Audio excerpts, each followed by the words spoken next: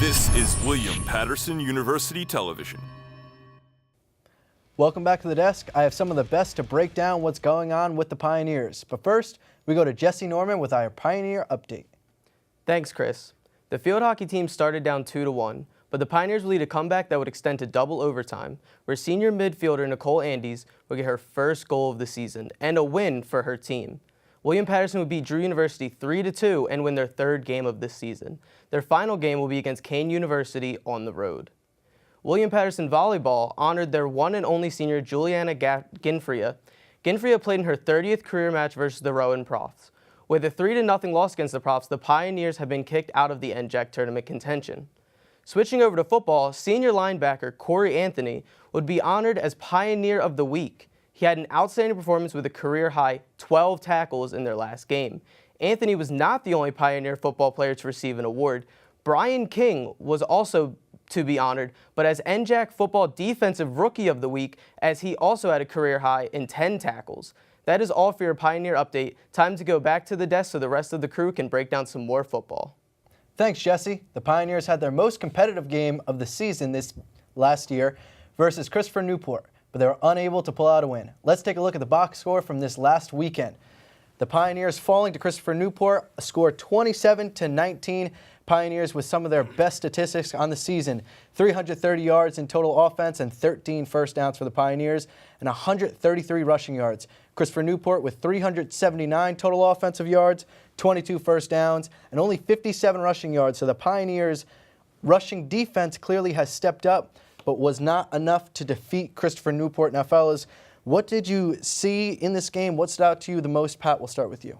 Well, our defense was way better. We had a couple of nice stops. We had a couple interceptions late, kept it close throughout the majority of the game. Key players, Anthony, 12 tackles, 10 solo. Pretty good. Well, obviously the biggest part was the 330 total yards of offense that they had when they had about 500 total yards of offense all season. But the biggest factor was the fact that there were about 5,000 people at this game. There's about 200 people at the William Patterson games here at Whiteman Stadium. So they go out. I talked to a couple people on the team. They said the crowd, the intensity really juiced them up for this game. Maybe they need some more people attending the games. They have to win a game first for them to do that. Exactly. CTD, these guys took the ball to the air. 32 times they threw the ball. Their previous game high for the season was 15 passing attempts. They came into this game with a clear game plan that they didn't have prior. Nobody had this film on them. That's why they had some success. They got to take it rolling into next week. This is a huge stepping stone for this team. Pat? What I liked the most was they stopped the run. Only 57 yards rushing. Obviously lost the game clearly through the air, and the quarterback threw 3 interceptions for William Patterson, but you have to get over that against TCNJ this week. But if you stop the run, that's always the key. You want your team to throw the ball. Now, Pat, we'll keep it with you. The Pioneers have 3 games left. Do you see a possible win coming up for the Pioneers? If so, against who? It's going to have to be this week against TCNJ. You know what I mean? I know they have one win, I believe, against Rowan. But if you guys want to win, man, play with some pride. Go out there, do it everything you got. I know the season's been pretty much a wash. Go out there and give it everything you got, man. Put everything on the line. I know you're 0-6. Go out there, put everything you got against TCNJ and grab a win, man. It's definitely got to be one of these next 2 home games. So if it's not TCNJ, Southern Virginia University comes here. They're 1-6, similar struggles. They give up 35 points a game. You got to exploit that, balance the offense a little bit, come away with a win in your last home game this season. Joe? I don't want to sound like a broken record, but they're right. It's going to come within the next 2 games between TCNJ or Southern Virginia, who's also winless. But don't count them out against Montclair. Remember last year they came up with a big upset on homecoming. Pat, do you see them winning?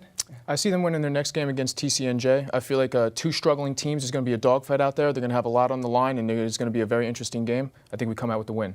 Yeah, their next game is against TCNJ as they sit 1-6. They've had similar struggles as the Pioneers on the field. If we take a look at how the 2 teams match up, the Pioneers seem to be in for a close matchup. Points per game, Pioneers only 6.7 points per game, but TCNJ 12.1.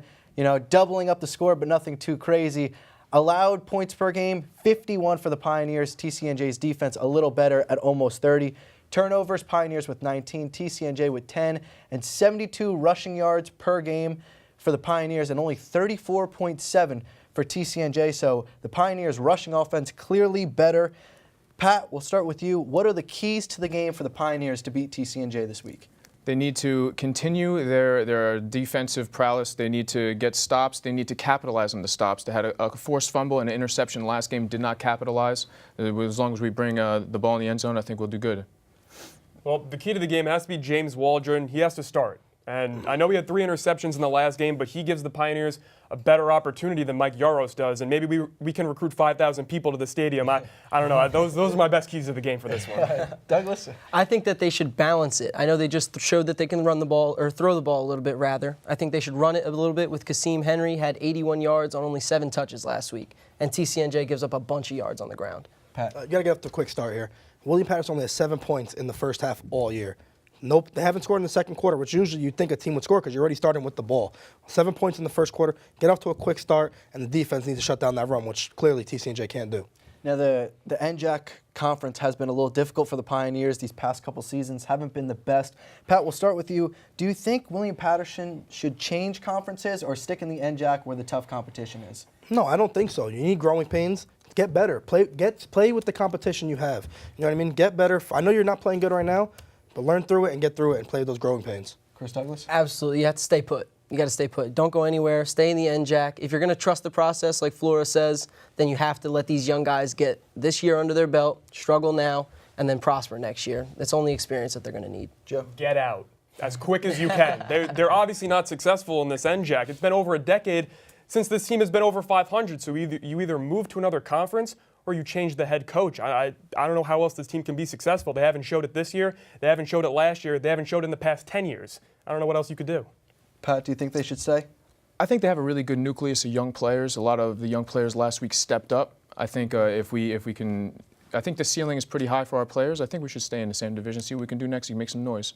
Joe, just for you, the Pioneers, you normally call their games on Brave New Radio, the radio station.